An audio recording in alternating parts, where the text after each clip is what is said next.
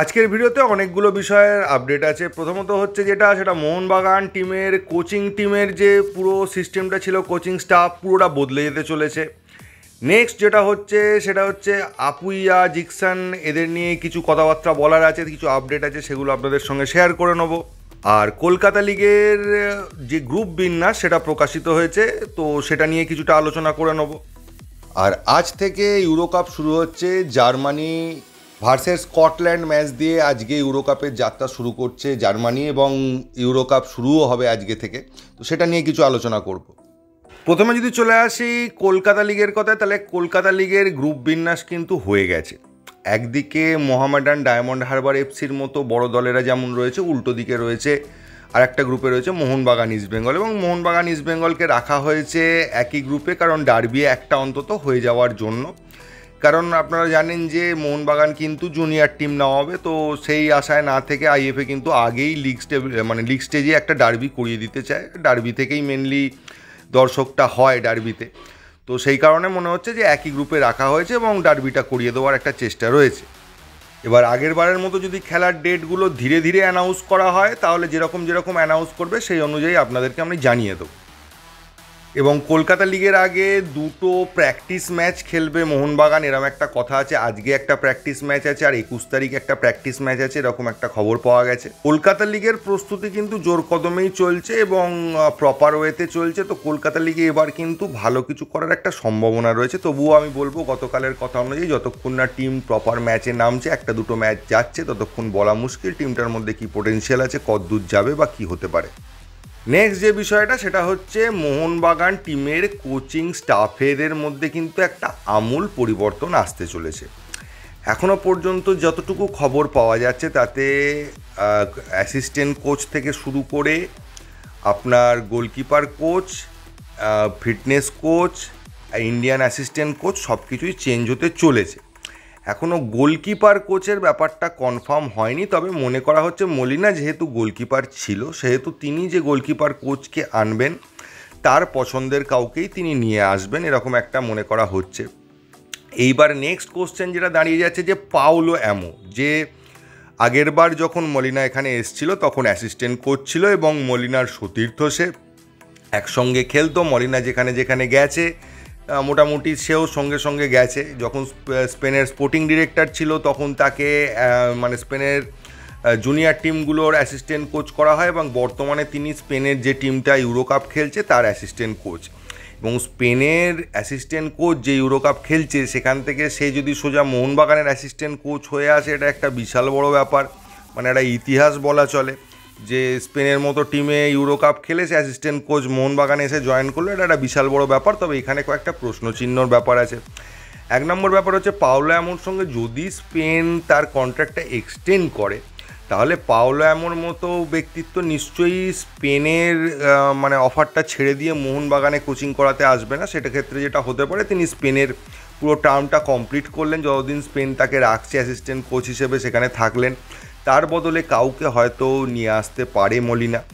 Manual ক্যাসকেলেনারও যাওয়াটার খবরও কিন্তু এসে গেছে। ম্যানুয়াল ক্যাসকেলেনার কাছেও বিভিন্ন দেশের বিভিন্ন ক্লাবের অফার রয়েছে, তিনি হয়তো সেখানেই চলে যাবেন।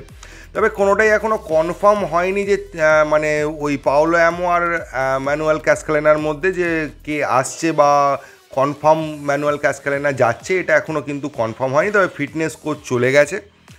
আর একটা বিষয় যেটা হচ্ছে যে আপনারা দেখবেন যে ওয়ার্ল্ডের যে বড় বড় ফুটবল ক্লাবগুলো আছে তাদের ক্ষেত্রে যে ব্যাপারটা থাকে সেটা হচ্ছে যে একজন গোলকিপার কোচ, একজন অ্যাসিস্ট্যান্ট কোচ, একজন ফিটনেস কোচ, একজন সেট পিস কোচ, একজন ডিফেন্সের কোচ, একজন অ্যাটাকারদের দেখানোর জন্য কোচ, এইরকম নানা রকম ডিপার্টমেন্টে নানা রকম কোচ থাকে। একটা পুরো ফুটবল ডিপার্টমেন্ট তৈরি করা হয়, যেটা ভারতবর্ষের ফুটবলে আমরা কিন্তু দেখতে পাই না। কিন্তু মোহনবাগানের ক্ষেত্রে কিন্তু এবার এরকমই হতে চলেছে।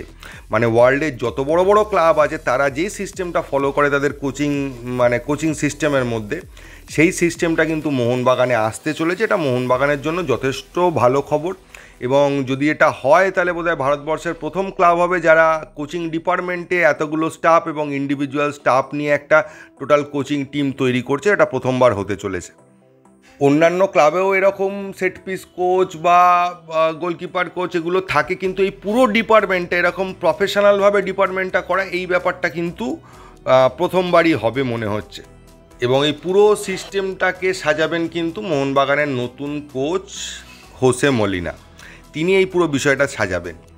আর একটা বিষয় উঠে আসছে অ্যান্টোনিও লোপেজ হাবাসকে নিয়ে, সেটা হচ্ছে যে হাবাস টিডি হিসেবে থাকবেন কি থাকবেন না। যেরকমভাবে কোচ থাকা নিয়েও একটা প্রশ্নচিহ্ন দেখা গেছিলো তার শরীরের জন্য, সেই প্রশ্নচিহ্ন একইভাবে দেখা গেছে টিডি থাকার ক্ষেত্রেও।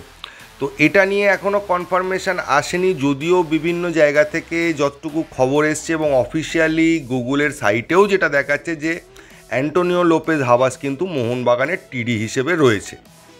নেক্সট যদি চলে আসি জিকসান আর আপুইয়া, তো জিকসান আপুইয়া কি মোহনবাগানে আসছে? এটা একটা বিশাল বড় প্রশ্ন যে জিকসান বা আপুইয়ার মধ্যে কে আসছে। দেখুন, আমার কাছে যতটুকু লাস্ট খবর ছিল সেখান থেকে আমি এইটুকু বলতে পারি যে মোহনবাগানে একজন ন্যাশনাল টিমে খেলে এরকম প্লেয়ার আসার কথা আছে।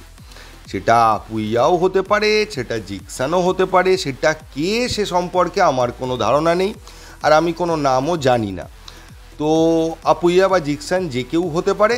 তবে এই মুহূর্তে জিকসানকে নিয়ে কয়েকটা সোশ্যাল মিডিয়ায় কয়েকটা বিশ্বস্ত সাইটই বলা চলে, সেখান থেকে খবর আসছে যে জিকসানের সঙ্গে মোহনবাগানের চুক্তি হওয়াটা জাস্ট সময়ের অপেক্ষা।